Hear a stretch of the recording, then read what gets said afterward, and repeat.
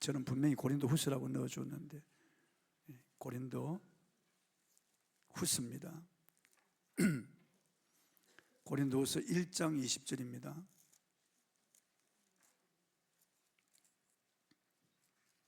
우리가 잘 아는 말씀입니다. 고린도 후서 제1장 20절.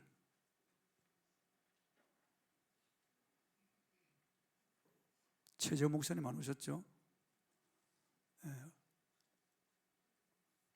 오후에 아마 오시는 분입니다. 합독해서 읽어보겠습니다. 시작.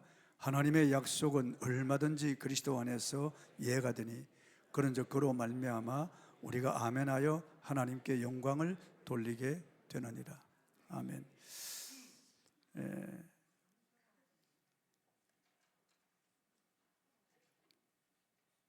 예배 후에 아주 몸이 불편하신 분들, 척추와 허리, 협착점이나 디스크나 무릎이나 그리고 경추나 이런 뼈 계통에 아주 고통이 있는 분들, 이런 분들 10분만 받겠습니다.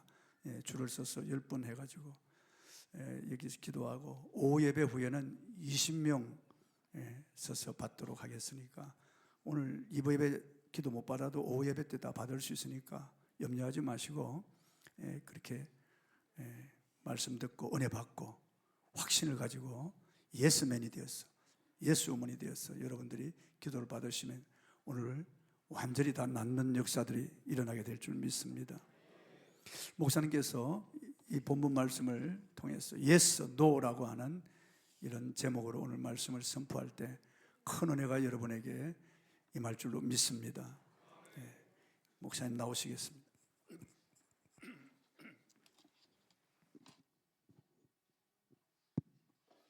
할렐루야. 아멘.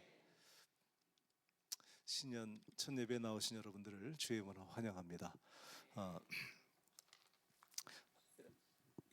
은희인혜교회에서 이렇게 은혜로운 예배를 드리면서 참 많은 마음의 감동이 있습니다. 찬양을 부르면서 이런 생각을 했습니다. 참 이 예배 시간을 억만금을 주고도 바꿀 수 없다. 너무 이렇게 예배가 은혜로워서 제가 이제 마음에 많은 감동을 받고, 그리고 이제 예배를 드렸는데 여러분들은 저의 그런 마음을 잘 모르실 겁니다. 제가 지금 미국 교회를 나가고 있거든요. 사역을 은퇴하고 이제 미국 교회를 나가는데 너무 은혜가 안 돼가지고 그냥 예배 시간이 괴로워요. 찬양을 부르는데 그 찬양 인도자는 어쩜 이렇게 1년 내내 모르는 찬양만 골라서 하는지, 그것도 참 재주예요. 저도 미국 찬양을 많이 아는데도 1년 내내 한 번도 아는 찬양을 부른 적이 없어요. 매주마다. 그리고 그 찬양 인도자가 얼마나 꼴이 보기 싫은지 그냥 좀 늦게 갑니다, 교회를. 그래서 제가 찬양이 끝날 때쯤 이렇게 들어가면서 그런 생각을 합니다. 내가 옛날에 목회할 때 찬양 끝날 때 들어온 성도들을 얼마나 야단을 쳤는지, 예배를 갖다 이렇게 늦게 일찍 와서 마음 준비하고 예배 드려야지 이렇게 예배를 늦게 참석하는 게 어디 있냐, 이 하나님과 약속 시간인데. 근데 제가 그 모습으로 들어가면서 내가 이 꼴이 뭐냐 그런 생각을 합니다. 그런데 그 은혜로운 예배를 드린다는 것이 얼마나 큰 축복인지 여러분들이 모르실 것 같아서 알려드리려고 왔습니다. 여러분, 이렇게 은혜로운 교회에서 신앙생활을 하면서 이게 참 찬양과 말씀을 통해 은혜를 받는다는 것, 세상이 참 살기 험하고 참 이렇게 어려운 일이 많아도 주일날에 이렇게 교회에 와서 찬양을 드리면서 저 하나님의 그 손길을 체험하고 말씀을 들으면서 하나님의 음성을 듣고, 세상은 살기 어려워도 내가 힘을 얻고 이 성전의 예배에서 힘을 얻고 세상에 나가 이길 수 있는 그 힘과 능력을 예배를 통해서 얻는 것입니다. 큰 축복인 것입니다. 할렐루야. 우리 이 성전에 충만히 임재하시는 하나님 아버지께 뜨거운 박수로 한번 우리 영광을 돌리겠습니다. 할렐루야. 할렐루야. 이 신년 첫 시간에 이 자리에 임재하신 우리 주님을 찬양합니다. 주님 앞에 영광을 돌립니다. 이 시간 우리 하나님의 음성을 우리가 듣습니다. 말씀하여 주시옵소서. 그런 마음으로 우리 말씀을 함께 나누도록 하겠습니다. 우리는 이 땅을 살아가면서 우리의 삶 속에 문제가 없기를 우리는 바랍니다. 저도 여러분도 마찬가지로 참 문제가 없이 순탄한 삶을 살아가면 얼마나 좋을까, 우리 이런 생각을 합니다. 그렇지만 우리의 생각과는 반대로 이 세상에는 참 문제가 많습니다. 끊임없는 문제들로 가득한 것이 이 땅의 삶인 것입니다. 혹시 여러분들 가운데 나는 문제가 하나도 없는 곳에 좀 살면 좋겠다 하시는 분은 손 들라면 안 되니까 고개를 끄덕끄덕 한번 해보시기 바랍니다. 난 문제가 없는 곳에 살면 참 좋겠다. 그런 분들은요, 저희 동네에 오시면 됩니다. 저희 동네에는요, 문제 없는 사람들만 모여 사는 곳이 있는데 거기 동네 이름을 Fairfax Memorial Park라고 공동묘지입니다. 공동묘지에 가시면 거기는 문제 없는 사람들만 모여 있습니다. 여러분들이 다시 말한다면 내 삶에 문제가 있다는 것은 내가 살아있다는 증거인 것입니다. 그럼 문제를 불평할 필요가 없는 거예요. 하나님은 언제나 그 문제 속에서 그분의 손길을 우리에게 보내주시고 문제를 이길 수 있는 은혜와 축복을 우리에게 허락하십니다. 이스라엘 백성이 애굽을 빠져나와 제일 먼저 만난 것은 홍해바다였습니다. 그것은 인간의 힘으로 극복할 수 없는 그런 불가능한 상황이었습니다. 그것을 바라보고 모세는 하나님이 어찌하면 좋습니까? 이제 앞으로 가도 죽고 뒤로 가도 죽습니다. 어찌하면 좋습니까? 할 때 하나님께서 내 손에 든 것이 무엇이냐? 그 지팡이를 내밀 때 밤새 동풍이 불어가지고 그 바다를 가르셨습니다. 바다가 그냥 순간에 갈라졌다면 그들은 건너지 못했을 것입니다. 바다가 질퍽질퍽해서. 그런데 밤새 동풍이 불어서 바다 밑을, 땅 밑을, 바다 밑을 마르게 하심으로 주님이 거기를 건너가게 하신 것입니다. 그 홍해바다가 갈라지는 기적을 체험한 그들에게 무엇이 어려움이 있겠습니까? 그들은 그렇게 생각했을 것입니다. 우리 앞에 홍해가 갈라지는 기적을 보았으니 이제 가나안 땅은 우리 눈앞에 있다. 무엇이 우리를 막을 수 있겠느냐? 그 엄청난 기적을 체험한 그들에게는 마치 가나안 땅이 눈앞에 있는 것만 같았고 그들 앞에는 아무런 문제가 없다고 그들은 생각을 했지만 그 홍해바다를 건넌 지 사흘도 못 되어 그들은 마라의 쓴 물을 만나게 되었습니다. 큰 문제를 지나갔더니 작은 문제들이 우리를 넘어뜨리는 거예요. 많은 사람이 넘어지는 것은 큰 문제 때문이 아니에요. 작은 문제 때문에 넘어지는 거예요. 그 마라의 쓴 물을 마시면서 그들은 갈증으로 죽게 되었습니다. 거기를 통과한 이후에 그들은 르비딤 광야에 이르게 되었습니다. 그 광야에서 그들은 또 목이 말라 죽게 되었습니다. 홍해바다는 물이 많아서 문제고요, 그 마라의 쓴 물은 물이 써서 문제고, 그리고 그 르비딤 광야는 물이 없어 문제였습니다. 이러한 문제고 저래도 문제였죠.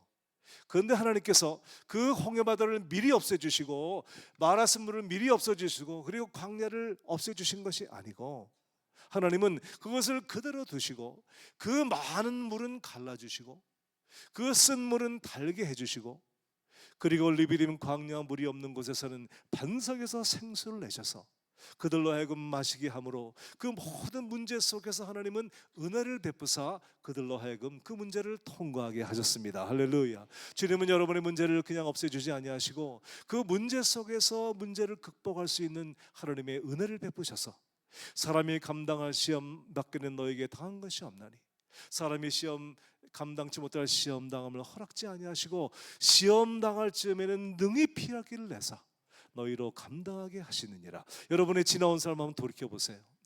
정말 그때 그 당시에는 도저히 이건 내 힘으로 할 수 없다, 나는 이제 여기서 끝장이로구나, 그런 고비를 얼마나 여러분 많이 넘기며 여기까지 오셨습니까? 그런데 지난 날을 돌이켜보니까 하나님은 그때마다 은혜를 베푸셔서 그 모든 인생의 고비, 인생의 위험한 순간들, 그 모든 시련과 환난을 건너오도록 은혜를 베푸셨습니다. 할렐루야. 여러분, 우리에게 중요한 것은요, 그 모든 문제를 만날 때, 어려운 일을 당할 때 어떠한 자세를 갖는가예요. 어떠한 고백을 하는가예요. 어떤 사람은 그 문제를 만나서 하나님 믿어봤자 소용이 없다, 하나님께는 노, 그리고 환경에 빠져가지고 환경에 예스함으로 환경 속에서 절망하고 좌절하는 사람들이 많습니다. 이스라엘을 정탐한 10명의 정탐꾼들이 12명의 정탐꾼이 돌아왔을 때 10명의 정탐꾼은 이렇게 말했죠. 저들은 거대한 거인들이고 우리는 우리 보기에도 메뚜기 같다. 우리는 절대로 저 가나안을 정복할 수 없다. 그들은 하나님께서 약속의 말씀을 주시고 수많은 기적들로 그들을 거기까지 인도하셨지만 그 하나님 말씀을 의지하지 않고 하나님을 믿지 아니하고 하나님께 노, 되긴 뭐가 됩니까? 환경을 바라보고 하나님께 노하고 부정적인 환경에 예스했습니다. 그러므로 말미암아 이 10명의 정탐꾼은 자기들이 믿고 시인한 대로 광야에서 모두가 다 멸망했습니다. 그러나 그 중에 여호수아 갈렙은 비록 그 환경이 어렵고 부정적이었지만 그들 하나님의 약속의 말씀에 예스했습니다.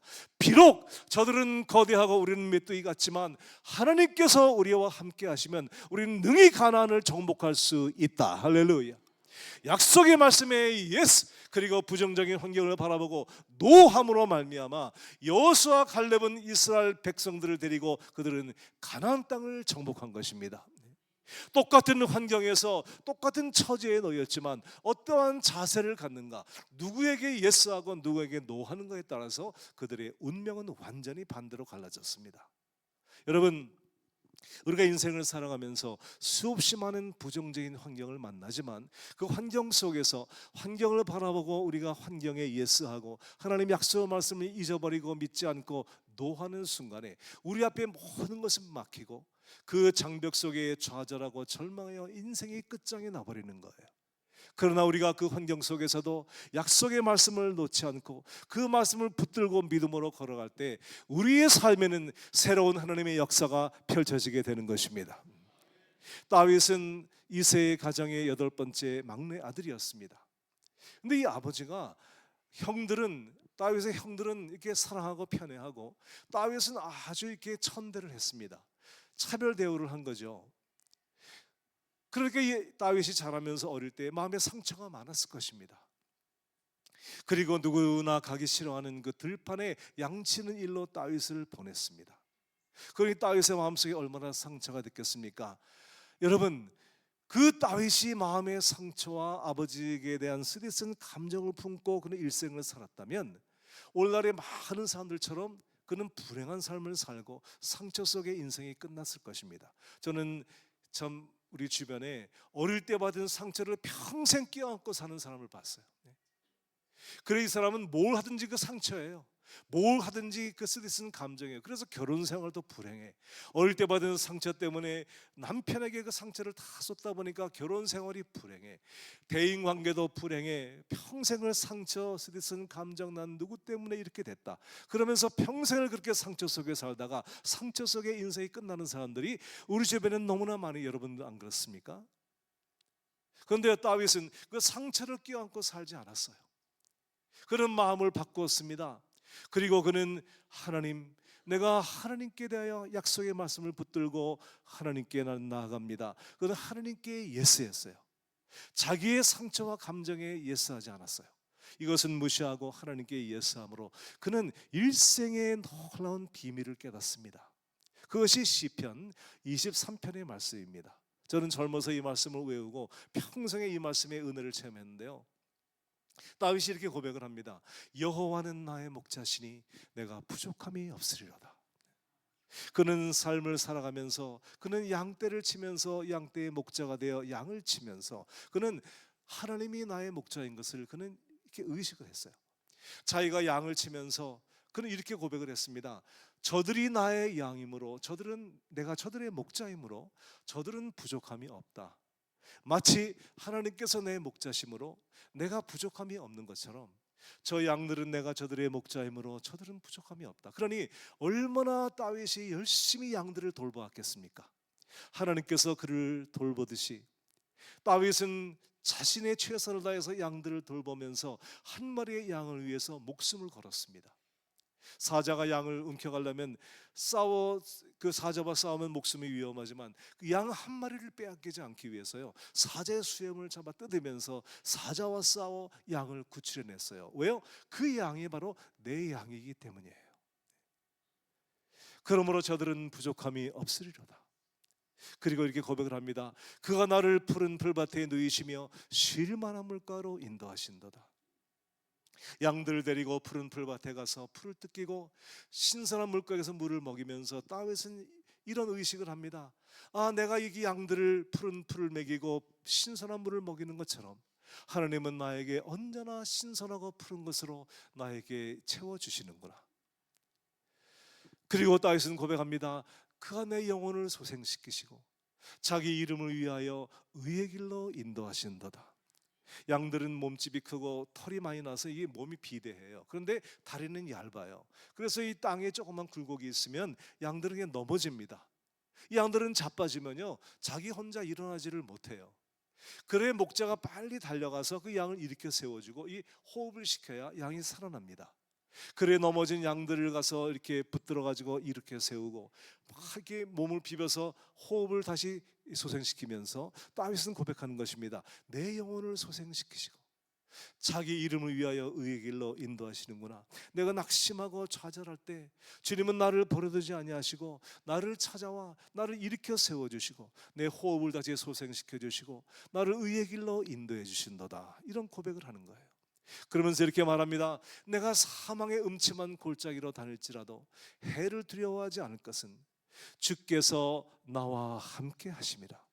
주의 지팡이와 막대기가 나를 안위하시나이다.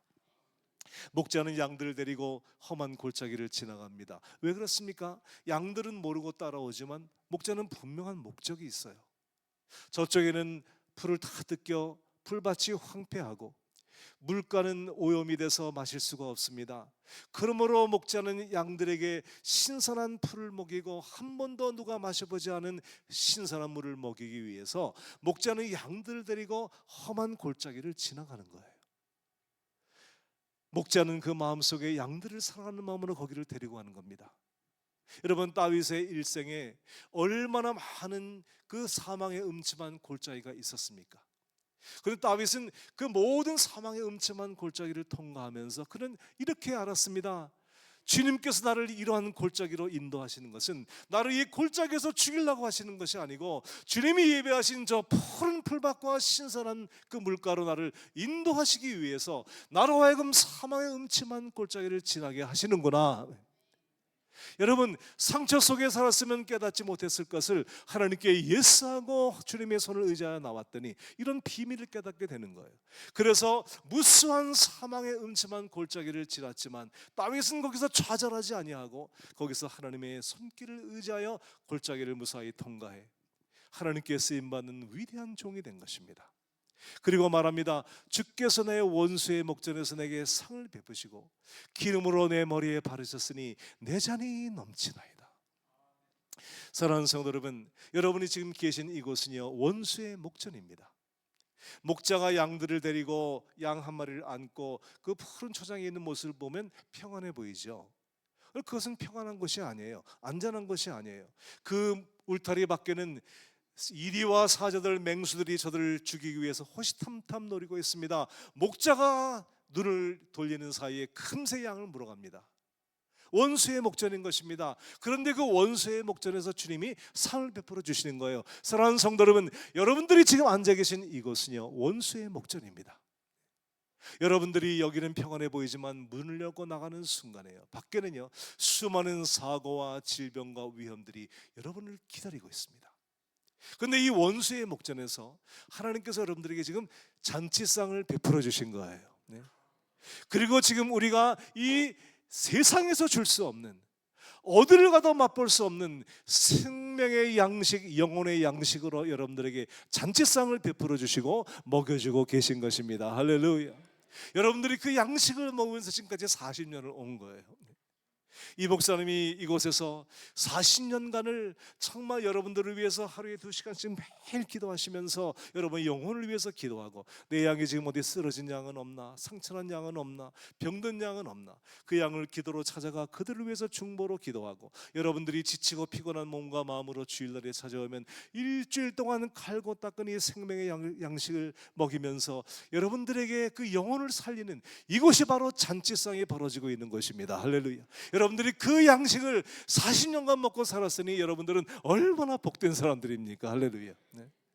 가짜 목자가 많은 이 세상에서요, 나의 영혼을 사랑하는 진정한 목자로부터 40년 양식을 먹다 보니까 이곳에 있는 수많은 영혼들이 거듭나서 변화되고, 그리고 새로운 삶을 찾았고, 이 신림동 지역의 이 난곡 지역에 옛날에 참 살기 어려웠던 그 사람들이 이곳에서 지치고 황폐한 마음을 가지고 왔다가 생명의 말씀을 듣고 새 힘을 얻고 살아갈 소망을 얻고 능력을 얻어서 여러분 세상에 나가서 성공적인 삶을 살아가는 믿음의 사람으로 변화된 것은 바로 이곳에서 벌어지는 하나님의 잔치상에서 먹었기 때문인 것입니다. 할렐루야.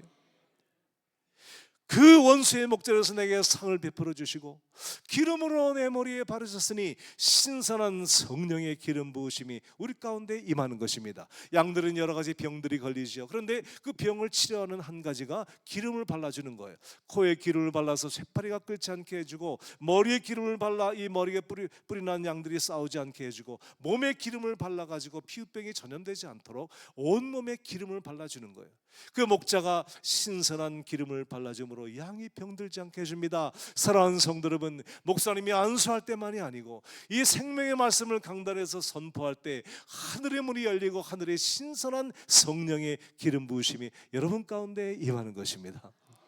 저는 과거에 성령 충만한 예배 가운데 많은 사람이 이 우울증과 정신 착란증과 많은 병에서 이렇게 해방되고 자유함받는 것을 보았어요. 인간의 힘으로 절대로 고치지 못하는데 성령의 기름 부으심이 임하니까 그 악한 병마의 세력이 끊어지고 멍해가 끊어지고 그들이 자유함을 얻는 것입니다. 그 신선한 성령의 기름 부으심이 지금 이 자리에 충만하게 임하고 있는 것입니다. 할렐루야. 사랑하는 성도 여러분, 다윗은 이 비밀을 깨달았어요. 상처 속에 살지 않고 하나님께 예스할 때 다윗에게 이러한 깨달음이 임한 것입니다. 그리고 평생을 승리의 삶을 살아간 것입니다. 저는 2004년도 그 LA에 있는 로즈볼이라고 하는 미식 축구 경기장 10만 명 들어가는 그 축구장에서 빌리 그레이엄 목사님이 은퇴를 하기 직전에 그 대전도 집회를 여섰습니다. 그때 86세셨는데요.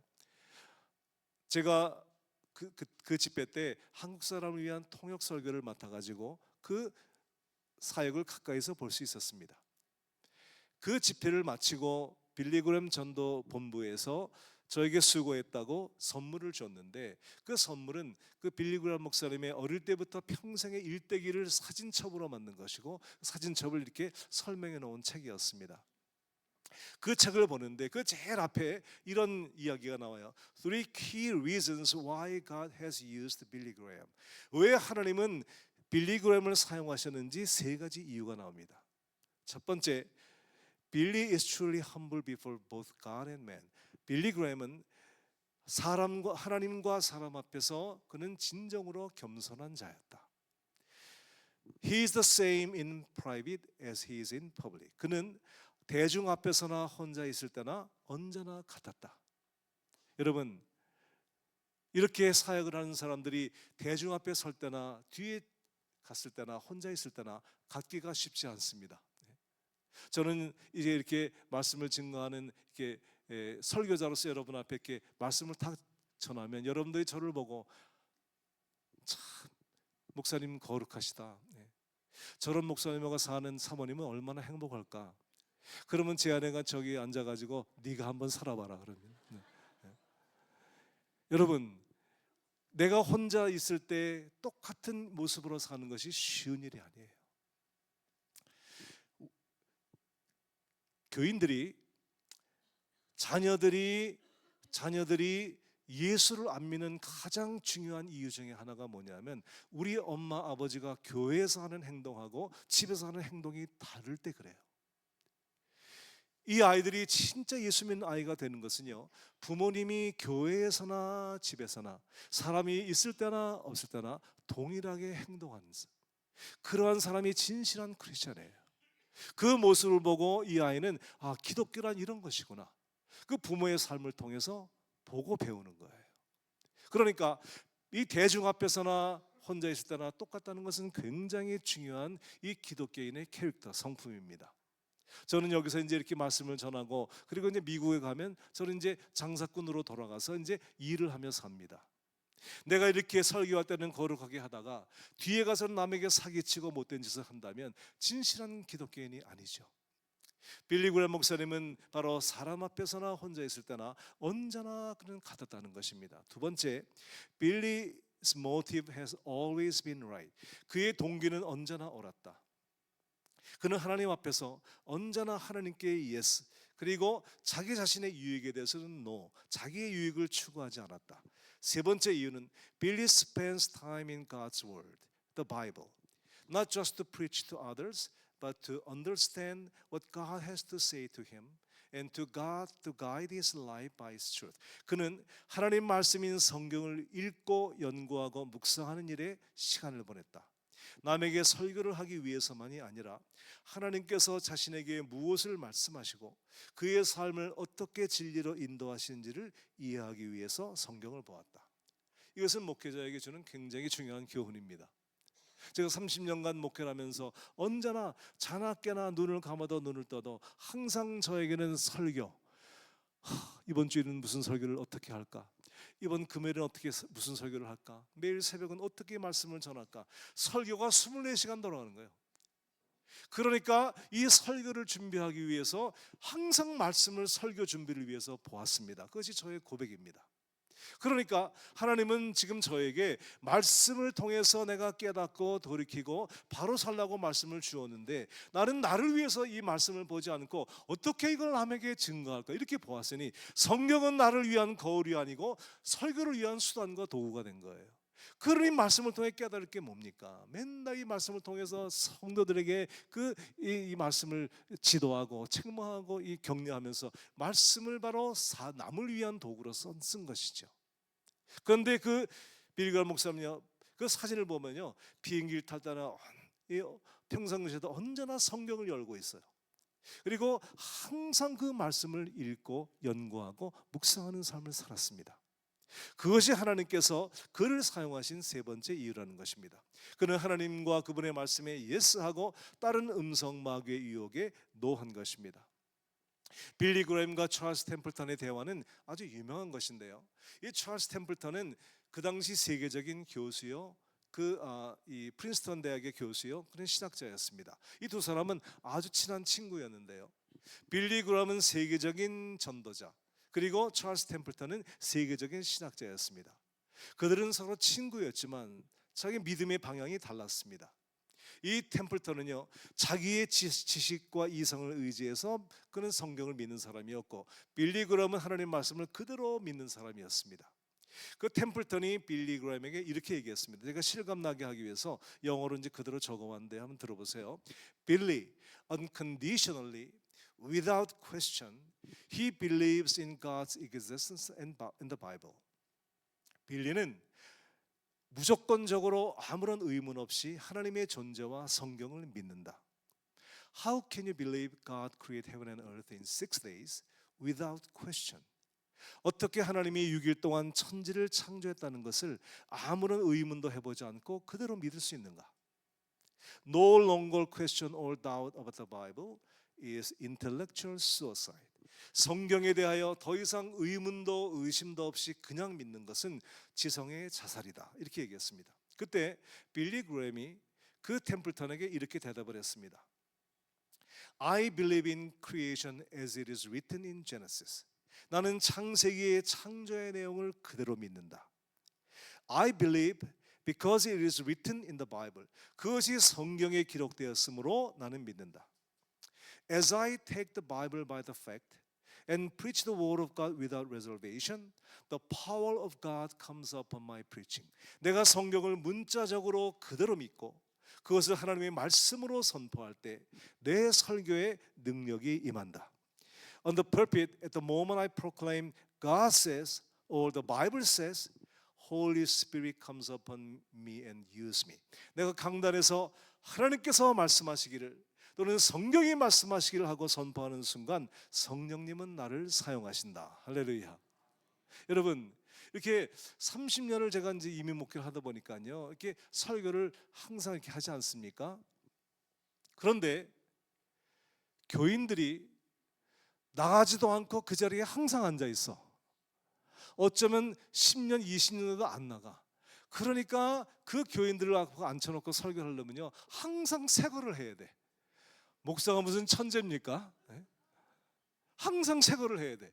그리고 똑같은 설교 한 번만 하면 목사님이 찬밥 데워 먹인대. 그러니까 항상 새 거를 해야 되는데요, 이 소재가 항상 있습니까? 그래서 이 소재도 끌어모아보고 저것도 끌어모아, 이 얘기도 하고 저 얘기도 하면서 교인들이 지루하지 않게 귀를 즐겁게 하기 위해서 설교를 많이 했습니다.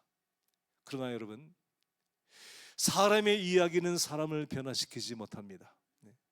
인생을 변화시키는 것은 오직 하나님의 생명의 말씀의 능력인 것입니다. 할렐루야.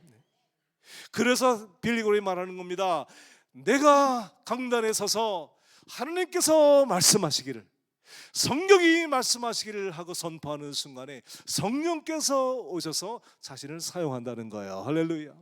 비록 딱딱해 보일지 몰라도, 비록 지루하게 보일지 몰라도, 언제나 다 아는 말씀일지 몰라도 그 말씀을 그대로 선포할 때 성령의 능력이 말씀을 통해서 우리 가운데 임함으로 말미암아 흑암의 권세가 물러가고 질병의 세력이 떠나가고 모든 문제에 하나님의 응답을 주시고 하나님이 역사를 하시는 것입니다.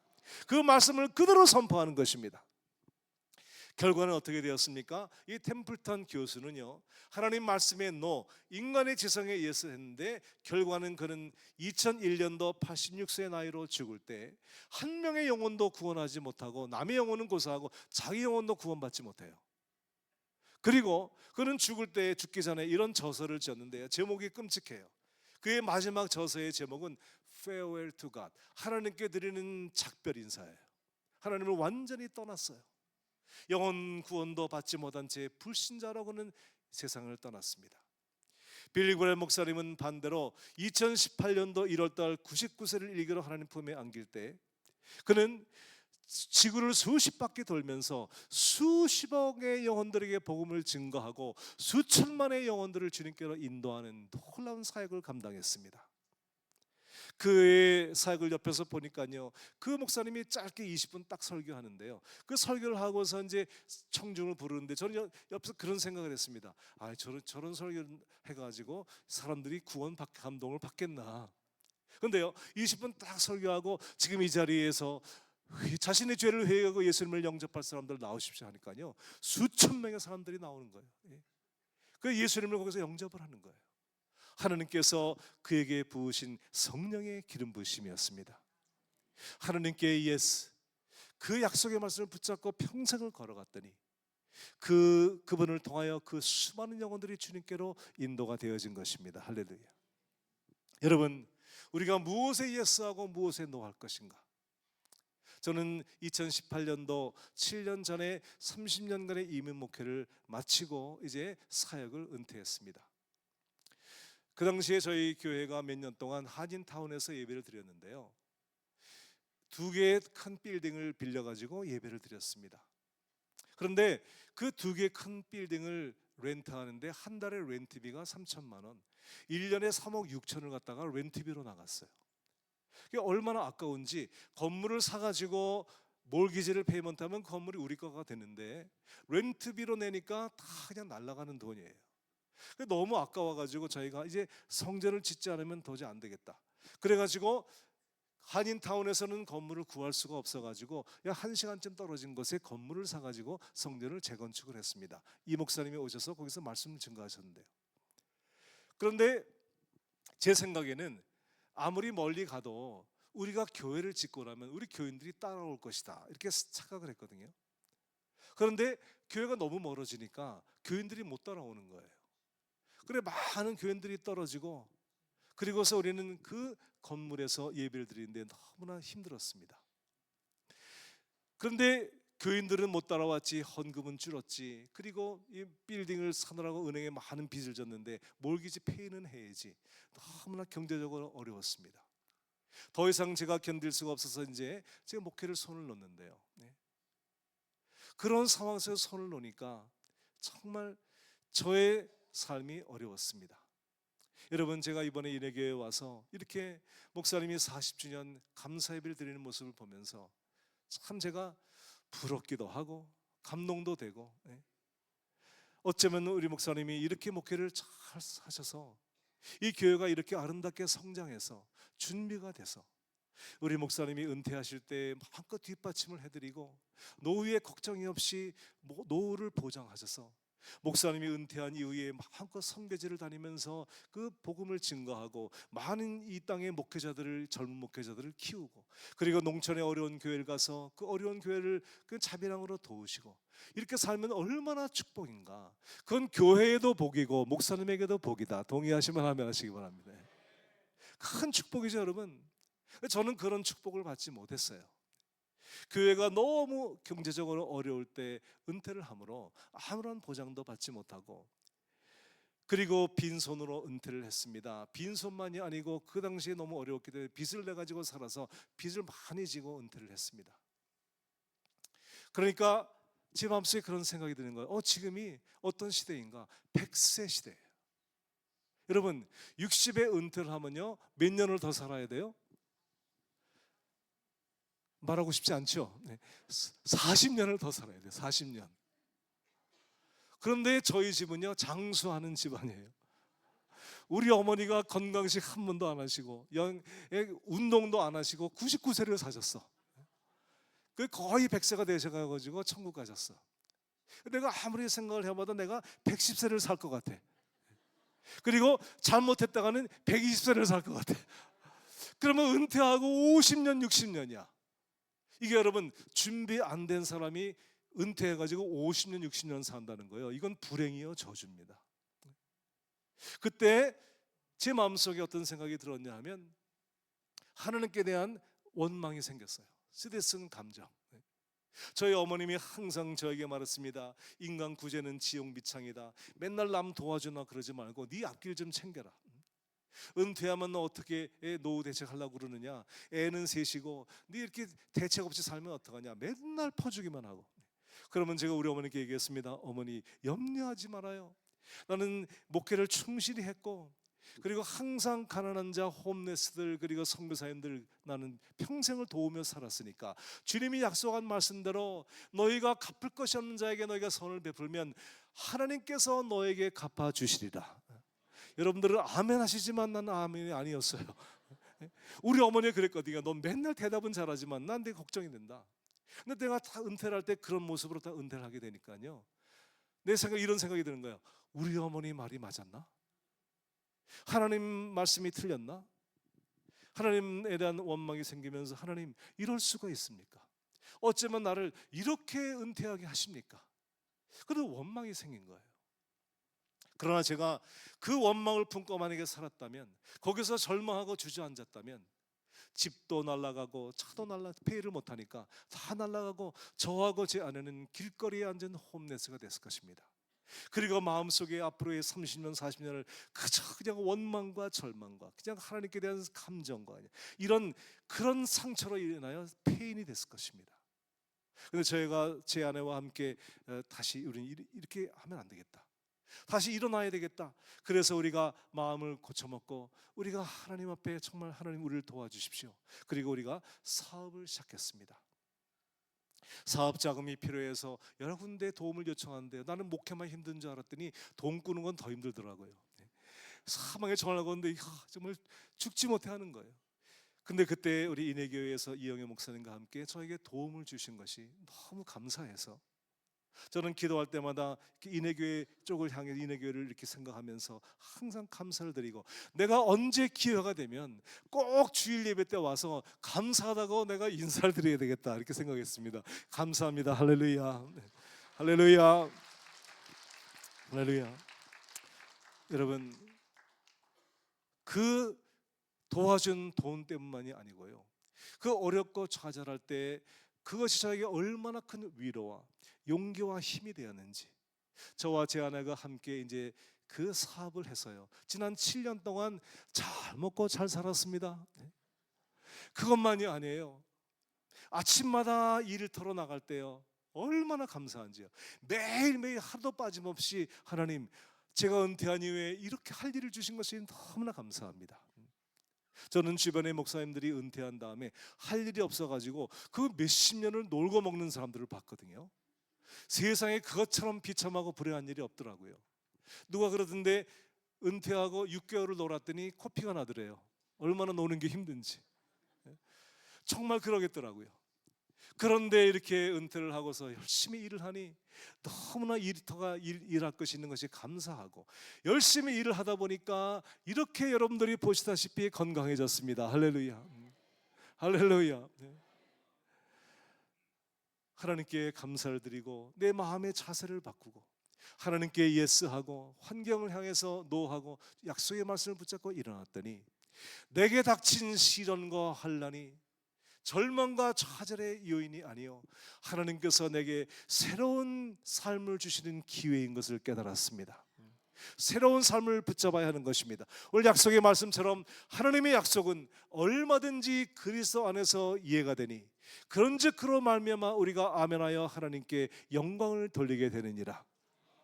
주님께서 내 생활을 책임져 주실 뿐만이 아니라 나의 모든 것을 채워주실 뿐만이 아니라 나에게 일터를 주실 뿐만이 아니라 일을 하면서 4년간 일 속에 파묻혀 살다 보니 잊혀진 자가 되어서 오라는 것도 없고 갈 곳도 없었습니다. 나는 생각하기를 나는 이제 이러다가 내 일생은 이제 끝나겠구나. 감사는 하지만 내 사명을 잃어버린 것이 항상 안타까웠습니다. 그런데 3년 전에 그렇게 비즈니스를 하고 4년이 지난 어느 날 갑자기 뉴저지의 어느 교회에서 부흥 집회를 초청했습니다. 여러분, 현역에 있는 목사님도 그 중에도 잘 나가신 목사님만 부흥 집회를 가는 건데 저는 다 잊혀진 자, 다 사람들에게 기억에서 잊혀진 사람이 어느 날 갑자기 부흥 집회 요청이 오니까 제 생각에 이건 사람이 부른 것이 아니고 하나님께서 나를 불러주신 것이다. 다시금 나를 사용하시기 위해서. 그래서 그 부흥 집회를 가가지고 말씀을 인도하는데 제 마음속에 그런 의문이 들었어요. 4년 만에 처음으로 설교를 하는데 말씀이 잘 나올까? 4년 만에 처음으로 병자를 위해서 기도하는데 그 은사가 역사할까? 그런데 강단에 서는 순간에 성령께서 에게 임재하시고 마치 항상 말씀을 증거한 것처럼 그때 여러분 조금 더 어색하지 않게 말씀을 증거하고 병자를 위해서 기도할 때 그 병자들에게 예전에 임하던 성령의 임재가 그대로 임해서 병자를 위한 치유 사역을 한 거예요. 하나님께서 버리지 아니하시고 기억하셨다가 주님의 때에 나를 불러 다시 사용하신 것입니다.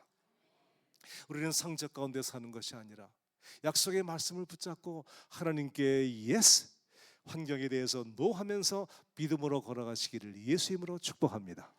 간증 하나 드리고 마치겠습니다. 제가 40년 전에 오클라호마에서 첫 목회를 할 때 저희 교회에서 그 부흥회를 했는데요, 부흥 강사 목사님을 어느 연세가 할머니 여자 목사님을 부흥 강사 초청을 했습니다. 그 목사님 이름은 이춘자 목사님이었어요. 이 목사님이 영어를 한마디도 못하시는 분이에요. 공항에 나오면 제가 픽업을 가기로 됐는데 오다가 그만 트래픽에 막혀가지고 제가 늦었습니다. 근데 이 목사님이 혼자 공항에서 어찌할 바를 모르고 내가 준 전화번호 하나를 가지고서 우리 집에 전화를 거신 거예요. 근데 동전이 없으니까 그냥 건 거예요. 지금처럼 스마트폰이 없는 그 시대는요, 이 그냥 전화를 걸면 중간에 교환수가 이 전화를 받는 사람에게 이 전화를 받겠냐, Would you accept this call? 하고 물어보면 이 전화를 받는 사람이 yes 하고 받겠다고 하면 이 통화가 연결돼 가지고 이제 통화비를 받는 사람이 부담하는 겁니다. 그걸 컬렉트 콜이라고 합니다. 근데 우리 집에 누가 있었냐? 우리 어머니가, 영어를 한자도 모르시는 우리 어머니가 집에 계셨던 거예요. 그래 이춘자 목사님이 우리 집에 전화를 걸어가지고 이렇게 이제 전화를 하니까 우리 어머니가 받으셨는데 지금 교환수가 물어보는 겁니다. Would you accept this call? 그러니까 우리 어머니가 영어를 모르는데 자꾸만 영어로 뭐라 그러니까 뭐라고 그랬어요. 그러니까 이 이춘자 목사님이 이쪽 편에서 들으면서 예스라고 그래. 그래야 바꿔주는 거거든요. 근데 우리 어머니가 지금 이 사람은 영어로 말하지 이 목사님은 예스라고 그러지 정신이 없으니까 뭐 예수 그랬어요. 갑자기 들리는 게 그렇게 들린 거예요. 그러니까 중간에 있는 교환수가 Would you accept this call? 자꾸만 물어보는 거예요. 그러니까 저희 어머니가 뭐라고 그러니까 이춘자 목사님이 예스라 그래. 그러니까 우리 어머니가 그냥 놀란 김에 그냥 뭐 예수 그랬는데 바꿔줬어요. 그래서 저는 그때 놀라운 비밀을 깨달았습니다. 예수는 예스다. 예수님 말씀에 예스하면 우리 삶 가운데 평등한 길이 열린다. 할렐루야. 저는 우리 인해교회가 금년에는 더 많은 아멘, 예스로 하나님께 영광을 돌리고, 목사님이 말씀을 증거할 때 그 말씀을 내가 동의하면 아멘 함으로 받아 잡수시기를 바랍니다. 할렐루야. 하나님의 말씀을 받는 비결은 아멘 하는 거예요. 그렇습니다. 그 말씀이 나에게 임하여 주시옵소서. 여러분, 어미 새가 이 모이를 가지고 지금 와서 새끼에게 줄 때요, 새끼가 다 받아먹는 게 아니더라고요. 재빠른 새끼만 그걸 다 뺏어 먹습니다. 느릿느릿한 것은요, 아무리 가져와도 못 먹어요. 차례가 안 와요. 재빠른 새끼가 그걸 받아먹는 거예요. 목사님이 말씀을 증거할 때 아멘 하고 받는 사람에게 그 약속의 말씀이 임하는 것입니다. 저는 이제 끝나야 되는데 안 끝나고 싶습니다. 설교를 하도 이제 오래간만에 하니까 내가 이 설교를 더 하고 싶은데 이제 끝나야 되네. 이제 그만해야 되네. 이제 난 이제 미국으로 돌아가면 이제 꽃 속에 파묻혀 살 건데, 나 이 설교를 더 하고 싶은데 그렇지만 끝내야 되겠다. 여러분, 아멘으로 하나님께 화답하시고 이 말씀에 아멘함으로 승리의 삶을 살아가고, 금년도에 이 생명의 말씀이 선포될 때 그것을 아멘으로 받음으로 하나님의 모든 예비하신 약속의 축복이 여러분 가운데 임하시기를 예수 이름으로 축복합니다. 할렐루야. 우리 함께 이 시간 찬양으로 영광을 돌리며 할렐루야.